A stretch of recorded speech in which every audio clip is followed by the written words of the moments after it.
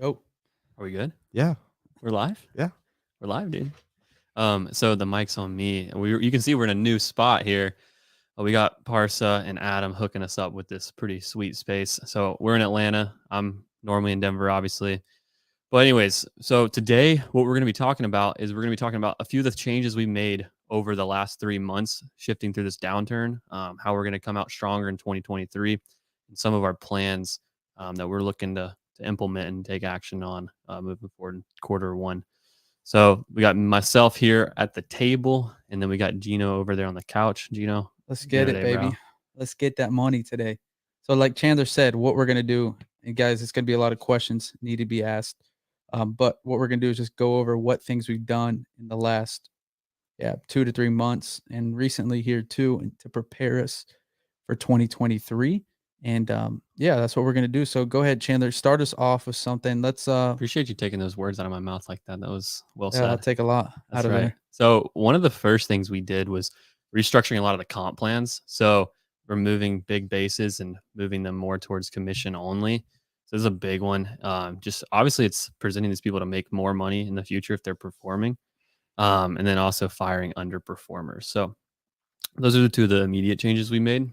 Another one we made was actually moving acquisition manager into a marketing director role. And Gino, if you want to speak on that a little bit, that Yeah, I transition. mean, so like Chandler said, when you get down to this, is you just got to be honest with your team, right? You got to let your team let them know what's going on, right? Where's the financial stain? No one's having their best months, very few, and especially during September, October, November, no one had their best month ever, right? And so it's just being clear, being clear to your employees, like, hey, look, we're going through a tougher time, but we're going to figure this out and stick together right now to suit the company the best, to allow us to grow, to keep us, pumping stuff into marketing stuff, meaning money into marketing, to keep us, going. Right now, we need to change your comp plan a little bit.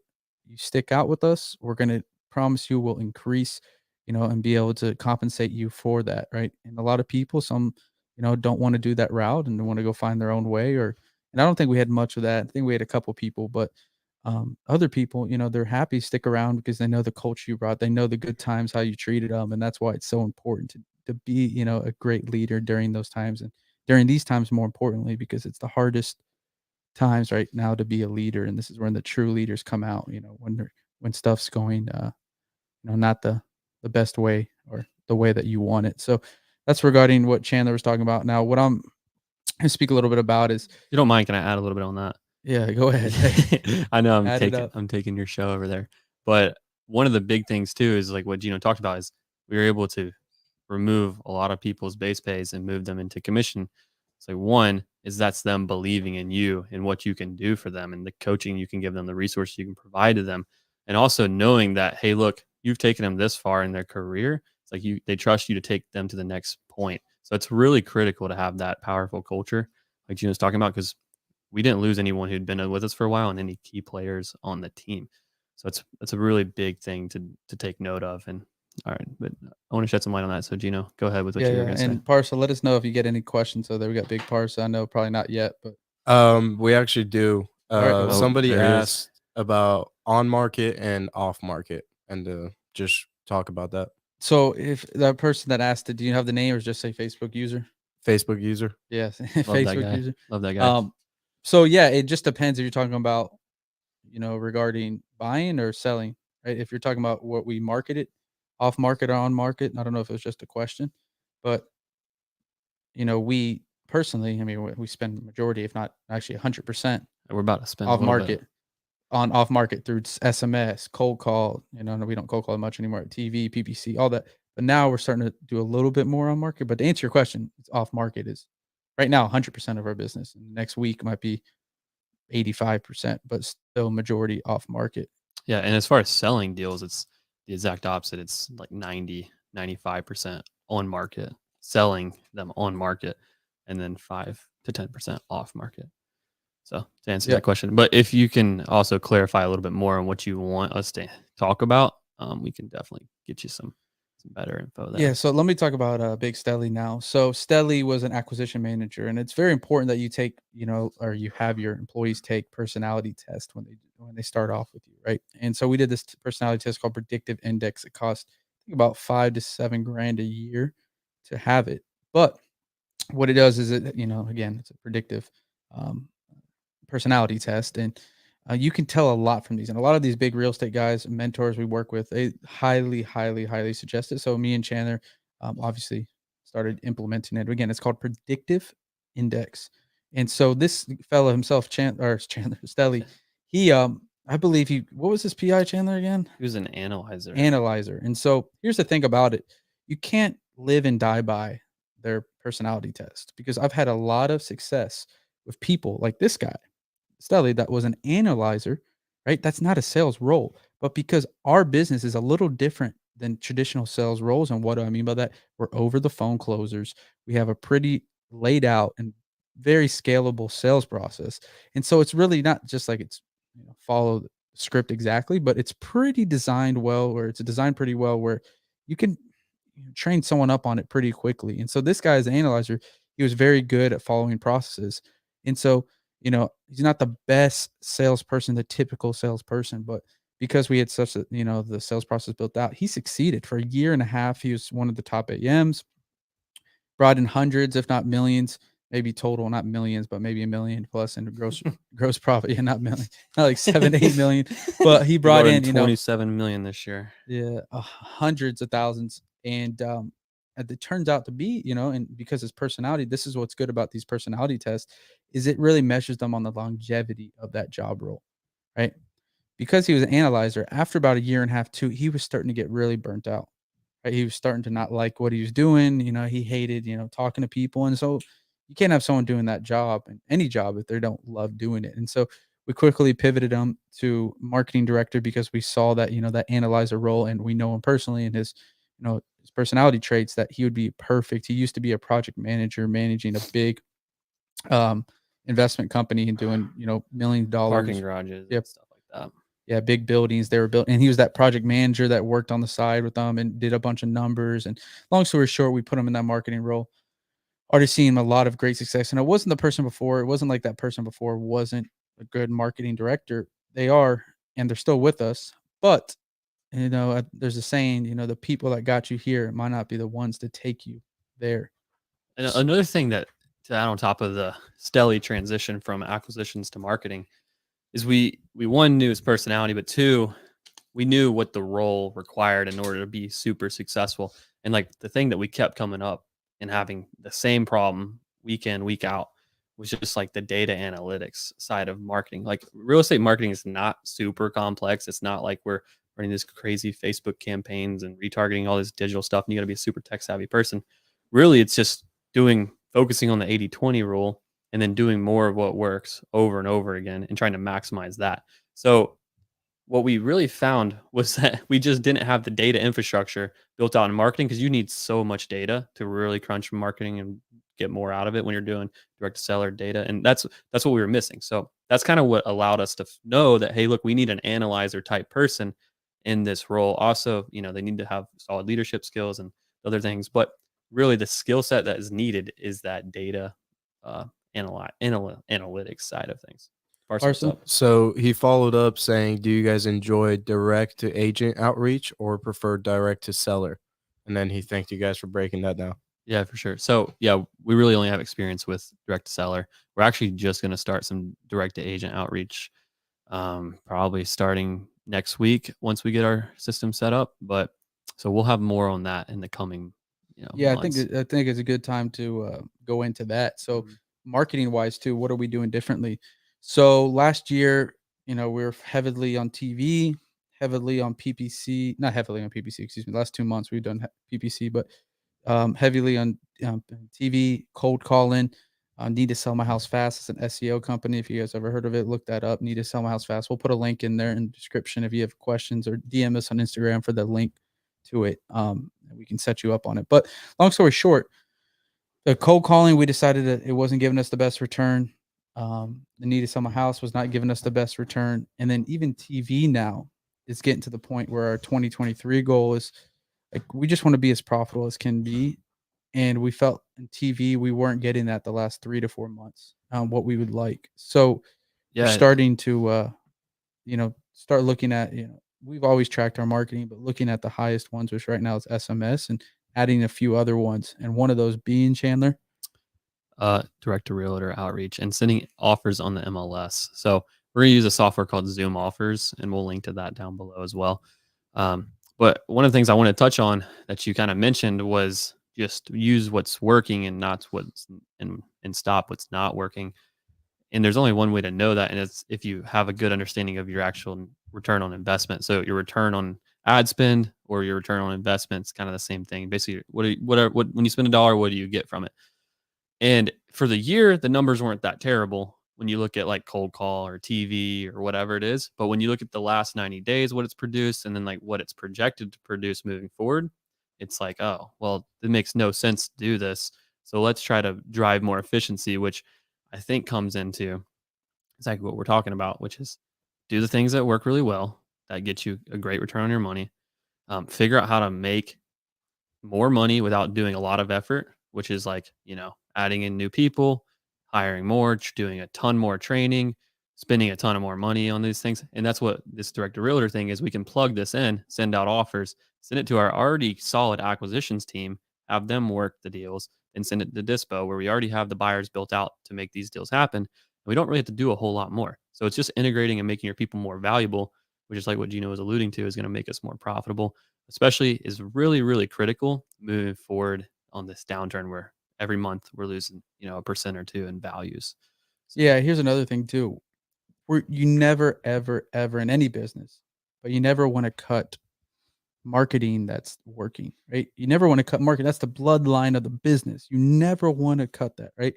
And you got to look at too in all of our decisions. We don't just look at is the marketing giving us an ROI, because there's also a little bit more into that. I know it's kind of contradicting, but mhm. it's also more of, was the marketing working, but you guys weren't being efficient, right? Was the TV leads coming in, but you guys just weren't closing them?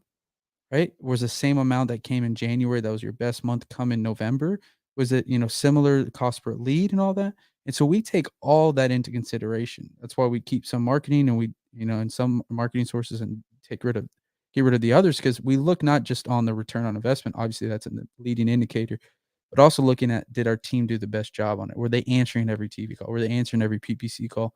And for our example in PPC, we answered all of our calls, and just not bringing the return, that we're looking for. And it could be that provider, you go to another one. Again, our action plan in 2023 is to make as much money and keep as much money as possible. Because I'm gonna tell you, I've known personally now, know after doing this, heavily in this year, scaling up. It's like sometimes you got to look at it and say, what are you trying to go into, right? Do you want to do, 500K a month? Well, 500K a month, you're going to need an army behind you, and doesn't mean you don't want to do that, but some people might not. Me and Chandler feel confident this year with our 35 people we have, which you might consider that an army, but compared to the guys we talk to, they're like Classroom. 80 to 100 people, that are doing this 500K a month. But do you want to do that, or do you want to get really profitable at, hitting 300, 350 a month? Consistently netting, 40, 50% with these new marketing sources and what they've been portraying. Again, obviously we're pivoting and doing all that. I'm not saying that's going to happen 100%, but that's our goal, right? These marketing sources, we're just finding ones to be, that we can be more lucrative. And I'm not necessarily saying you don't want to spend money on PPC or TV. You want to spend 100,000 if it's going to give you 500,000 for sure. I would do that tomorrow. But, you got to be strategic on what you're looking to spend, which, I'm sure a lot of you guys know that. But with these realtor outreach stuff and making these offers on the MLS, it's pretty high Getting cheap. margins, especially too when you don't have to get other departments involved. Not that you don't want, but for this example, like, doesn't necessarily need a lead manager on this role. Like Chandler was talking about, you can just get our AMs a little better, and that's going to save you.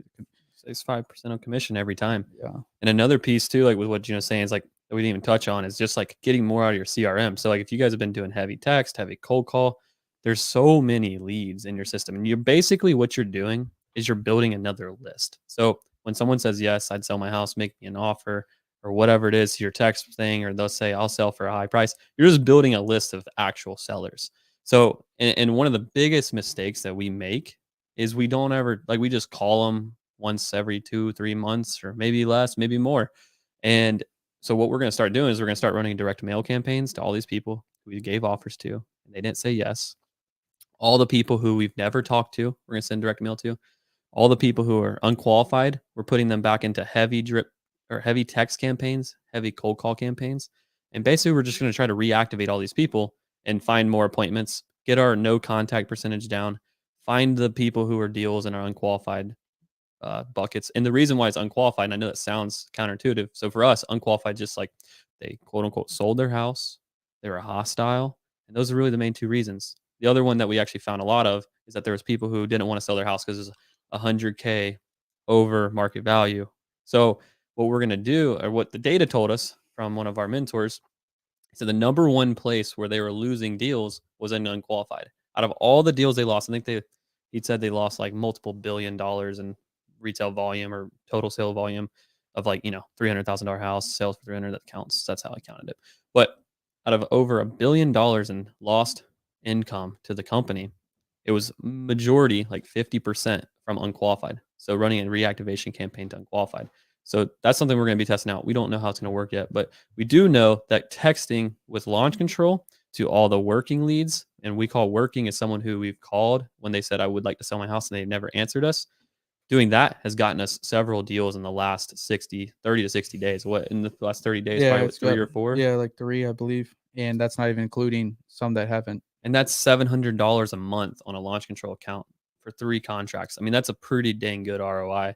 I'm sure most people would do that over and over again. So anyways, that's another thing.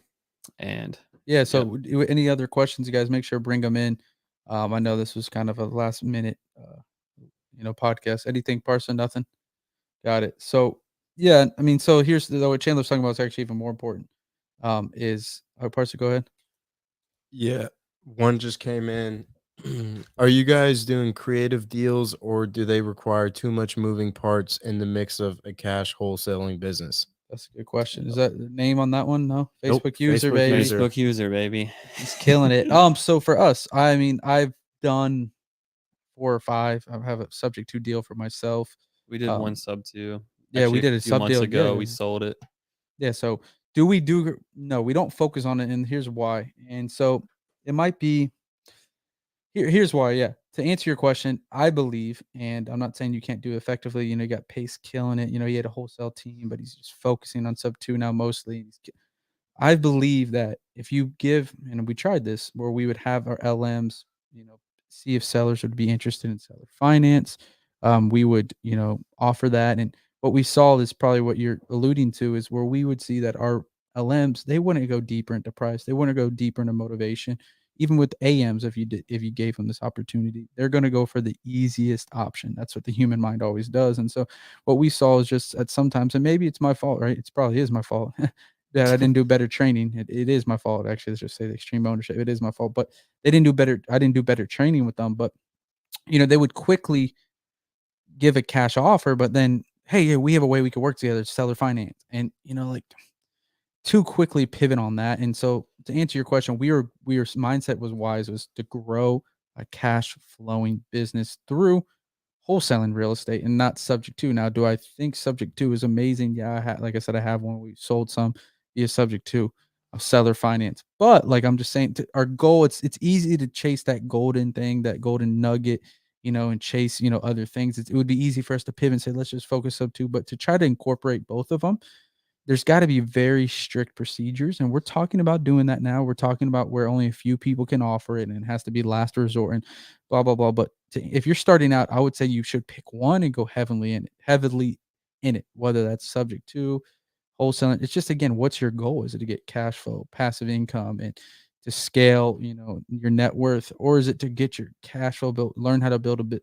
Everything's different, right? And so there's no right or wrong answer, but we just felt going that cash wholesale route or flips and all that was the best thing we could do. Chandler, you got Yeah, anything in the yeah. I was just gonna say, like, I mean, because we tried to do terms and creative owner financing out, and it didn't work. I mean, well, it didn't work for us. We weren't doing it the right way. I think if we were gonna do it again, the way to do it would be, like Gino said, is anything that just goes to cold follow-ups. Is you give them a price, you're way off. There's no chance, or anything that you have under contract that for whatever reason can't approve for cash, you can't sell it or whatever, then potentially come back and see if a terms deal would work for them. Um, and I think actually it's potentially a pretty good option. There's people trying to sell deals that don't make any sense on terms, but I think because people can lock in low rates and it doesn't go to your debt to income, I think it could be a pretty viable option. But like what Gina's saying is, I think you gotta go hard on one one Yeah. avenue because they're two different skill sets and pitches. So you gotta hone one in, and especially if you're trying to do your first deal. You just gotta get a bunch of Yeah, reps in. first deals. Go ahead, Parsa. We got 2 more after this. How are you guys dealing with the follow-up for high volume of leads that SMS marketing provides? I use ReSimple, which is a task-based. I have noticed that my lead manager has gotten overwhelmed with reaccusing tasks. All right, simply go ahead, Chandler. Yeah, so I would say the number one thing is you kind of got to figure out and see how many leads you're getting. Like, just to give a very basic number, I'm not saying this is the number for everyone. This is not the one to die by, but around 10 to 15 leads per lead manager has been around what we've seen that works because they have a few different, because there's a few processes that you have to execute well in order to keep your no contact rate down. And that's really what matters is you got to keep your no contact rate down because most people's no contact rate for SMS leads is like 50, 60%. That's what it was for us before we implemented a process where we'd call these people 3, 4, 5 times a day, text them every single day. And then it went to like, you know, 15% no contact. So if you don't have the manpower to do that, then you probably need another lead manager. And if you're, you kind of got to look at the capacity. Like it gets really complex to really answer it. But what I would say generally is if you have more than 10 to 15 leads per for your lead manager, you probably need another one. That's the sweet spot that we've found to keep that a good balance. Yep. Go ahead. Hopefully that answered that question. Go ahead, Parsa. What else we got? Are you guys following up with older leads by putting them in a predictive dialers and hitting them that way? If so, are you guys doing that directly from your CRM? Yeah. So what are we doing? So yeah, what Chandler was talking about, that's a big thing too. So it's not like we're like stopping marketing. We're still spending 40K a month on marketing minimum. And but what we're looking at is retargeting our CRM. And by doing that is we're exporting leads, working leads again, like Chandler mentioned, leads that we haven't gotten a hold of yet. That might have got pushed via an SMS text that said they want to sell, or might have got pushed by whatever into our system that said they wanted to sell, but our lead managers and talk to them, right? So we take those leads, you put them in a predictive dialer, yes. And we don't have one for Salesforce right now that's embedded into actual Salesforce. So we have to export the leads, but you can export them through smartphone where you can also include the notes. Long story short, if they're a working lead, you don't have much notes anyway. So yeah, we use a third party dialer, not in our system. But we also use Launch Control as third party. Just the reality is just a more efficient, our CRM, Salesforce is great in every aspect, but there's not one dialer that, It's not an that's, amazing call yeah. system, I'd really say. Another thing that we're looking at too, like that's going to be one of our rocks for this quarter, is for our lead managers is to have them basically like they're having like 15 conversations on average a day, is to have them have 22 conversations because it's about 11 conversations to an appointment. So to get that to 22, so now our team is going from 1.4 appointments per day to 2 appointments per day. That's going to be a big increase in deals. It's like I think it's an extra 10 deals a month if when I did the math. So you can do the math on that. 25K, 8 deals close, 200,000. So anyways, it's a big bump on a monthly gross profit and net profit perspective. But what that does for you is when you put that challenge out there, is it says what technology do I need, what strategies do I need in order to just talk to more people. So the dialer is one thing because you can call way more people if you can keep your connection rate high through a phone number management process, which DM me about just at Chandler saying if you want me to send you the SOP on this. So you can basically go straight to the carrier, tell them, hey, this number is not spam, and then they'll unflag it for you. And you can do that for all your numbers. And what that did for us on our dialer is it took us from like a 10% connection rate to like a 20% connection rate. So talking to twice as many people. So when you just focus on the things that drive revenue and maybe pull the goal from appointment or contract back to like one tier up to just talk to people who have houses to sell, it puts you in a place to where you can get a lot more deals and drive more innovation and be more efficient, which is kind of the theme of this next quarter, is really just being way more efficient on our dollar spent. Parsa, got anything else?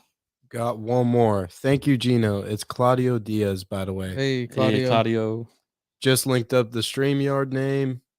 Yes, the sub two strategies are amazing, but sellers often their times are reluctant to make a decision.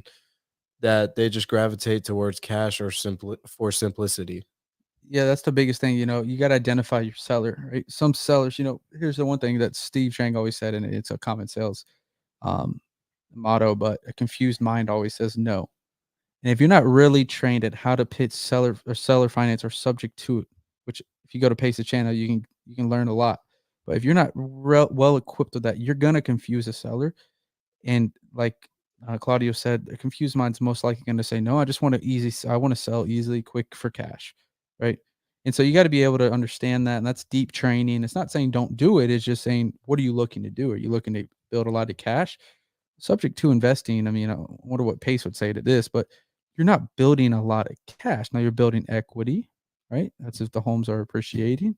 You're building cash flow a month, but what are you cash flowing $400? Or would you rather flip it for 20,000? Again, it's all depends who you are. Pace is buying tons. Why? Because he has a lot of active income, right?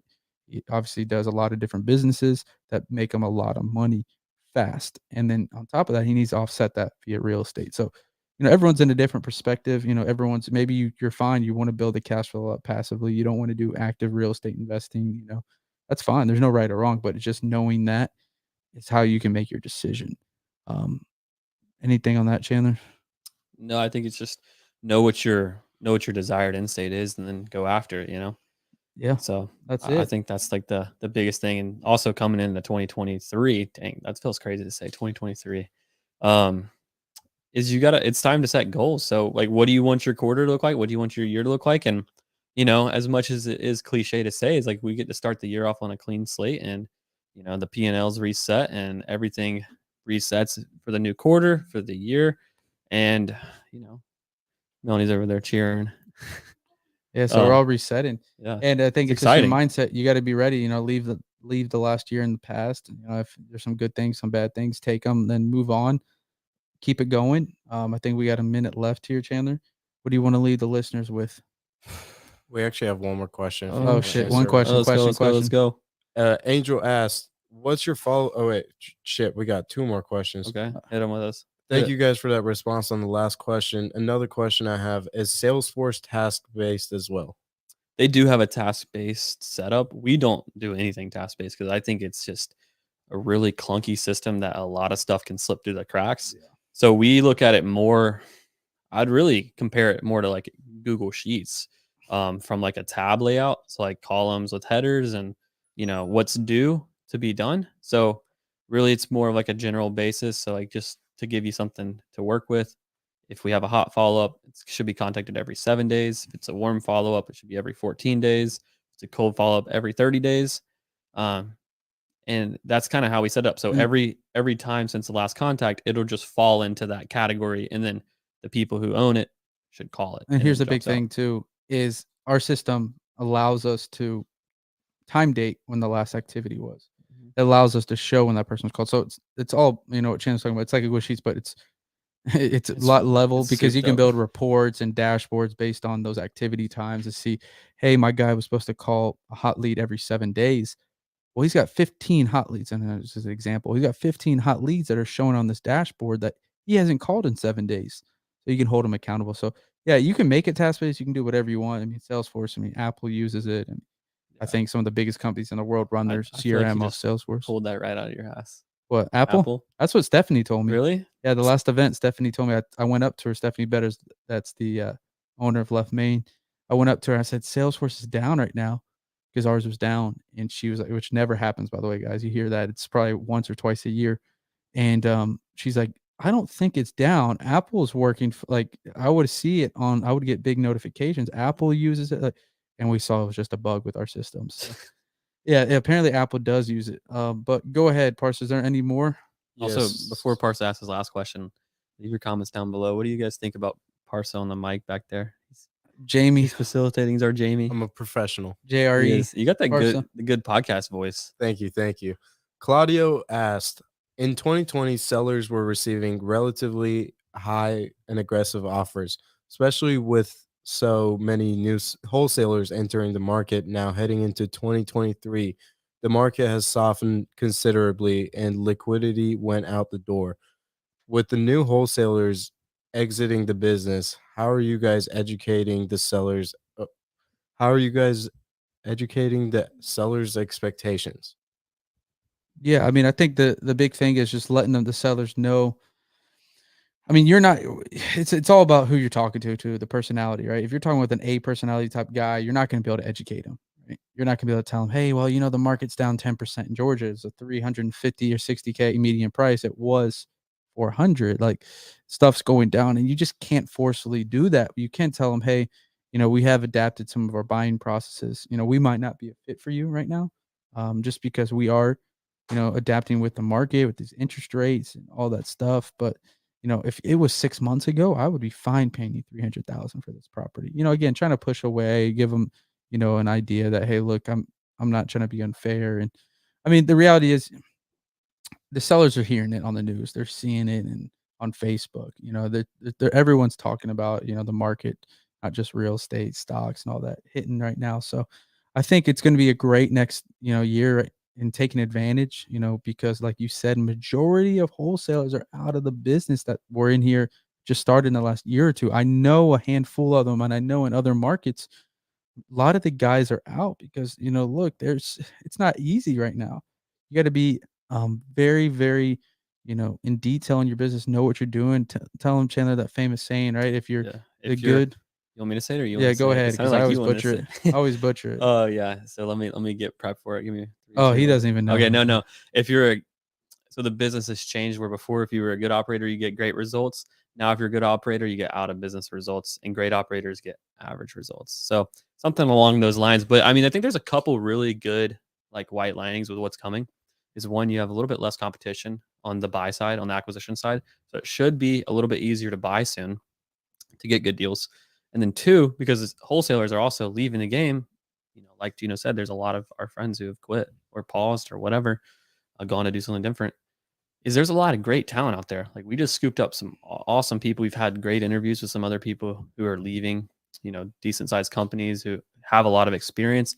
And I think this is an opportunity to really take a lot of market share, gain a lot of talent, and also just dial in your systems. Like, I mean, dude, from since June when this all happened, we're like probably 10 times as good. Like it pains me because if we were this good in, the beginning of 2021, we would have made like 10 times the money because it was so easy. And now we're so much more dialed in. Obviously, we still got perfect things to perfect, but yeah, you just get a lot better as an operator, as a leader, test your skills. And yeah, Yes, sir. it's definitely a time for improvement all around. Angel asked, and what's your follow up cadence for leads once you call them those first few days and no answer? Yeah. So the first day we should call them 9 times with three triple dials. And you should try to use different phone numbers each time. Obviously, it's not always going to be perfect, but at least 3 different phone numbers over the 3 different times: morning, midday, afternoon. They should get 2 texts the first day, a text every single day for at least 14 days following that. And then you should call them at least 6 times every day for 14 days, and then be using different phone numbers through each dial through your no contacts, because what that's going to do is it's one, it's not going to spam your numbers, and two, because it's a different number, they might have blocked the other one and you get a chance of getting through. Here's another thing, too. You got to look at what lead source of that lead come in, because this person might be way more prompt, and a lot of people are via text messaging too. So we put them on drip text as well, where they're automatically getting texted once or twice a day. Just because, again, if they came in as an SMS lead, they already told you they communicate better via SMS, right? Via text message. So you got to look at that. Maybe it's a mail lead. Like maybe you got to go put something in the mailbox. I know it's illegal to do it, but go pay for another mailer, Or right? a door hanger. Yeah, door. They respond better to that. So you got to be able to adapt and know exactly where your lead source is. So, are we Yeah. good, Parsa? There, We got 2 more. One All right. more from Angel. 2 more left, and we got to go eat some steak. I know. We got to celebrate tonight. So, That's right. I'm on this live because I saw you guys speak at the Future Flipper Mastermind group, by the way. Appreciate SMS you. is my bread and butter, and I was really impressed and inspired by what you guys are doing, and thanks for all the knowledge. appreciate it, boss. Appreciate it, bro. Yeah, Is that yeah. Angel? SMS is it. Angel. Big Angel's the Angel. man. Appreciate it, man. Did you come And introduce yourself to us when you were there? If not, We're gonna next be there time, on January 8th to 11th. Yeah, so we're gonna be there 8 to 11 for the next. If you're gonna be there, hit us up. Yep. and to finish us off before y'all go eat steaks, how many bricks do I need to get one of those hoodies? Who did it come from? Facebook user, and Angel said he'll be there. Oh, Marcus Daniel, big Marcus. How many steaks? How many bricks? Bricks. No, not steaks. Yeah, sorry, I'm thinking Bricks. the steaks. We right call now. contracts bricks. Just so How everyone many knows. bricks? Shoot, If I we don't can know, get just- another, just if you can get 2 by Friday, I'll get you a hoodie. send you 2 hoodies. Yeah, no, I don't know about Overnight. 2 hoodies, but I don't think I have 2 hoodies left. But I'll send you a hoodie. I'll give you a game worn one right here. Game worn signed. No, I'm just kidding. Mark is one of our new home buying specialists out there in Seattle. Man, he's probably freezing right now as we're I know, talking. it's probably really cold. Can't even get out Him of and- his house. Him The and ice. Jeff up there freezing. Jeff Yeah. Bezos. Jeffrey Jeffy Bezos. B. Anyway, take us home, Them boys Chandler. like that. What's one thing you want to leave the guys with and the girls watching? And yeah, hit us out. Shoot, what's one thing? Gosh, put me on the spot. I would say, am I getting interviewed right now? Yeah, you're the last one talking. I'm the last one to go.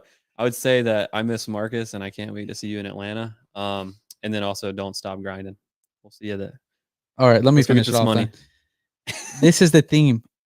Retarget your CRM. If you take one thing from this, I would say heavily that you could take and be actionable today. Go back into your CRM, to all your cold leads, right? People that you might have pushed away. Maybe it's people from months and months ago. Like we have 9,000 of them that were retail cold leads. Retarget them, text them, whatever marketing source was best. Majority of these were text leads, so we're retexting them, requalifying them, and you're going to get deals from that. I have another thing. All right. Well, now Chandler's going to lead us off. All right. I'll actually finish this off this time. So the other thing I'd say is ask yourself this question: is put yourself in the position of every single employee or team member and position in your company, and then say, if I was doing this job, how would I make the company more money?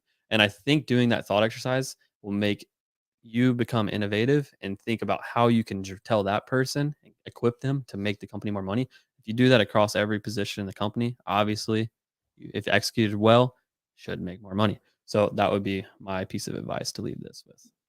Heck yeah, guys. So leave your questions down below. We'll go back and look at them. DM us on Instagram. I think you guys have our Instagrams on the bottom left of the screen. If you guys have questions, again, hit us up there. Thanks for watching. We'll see you guys next week.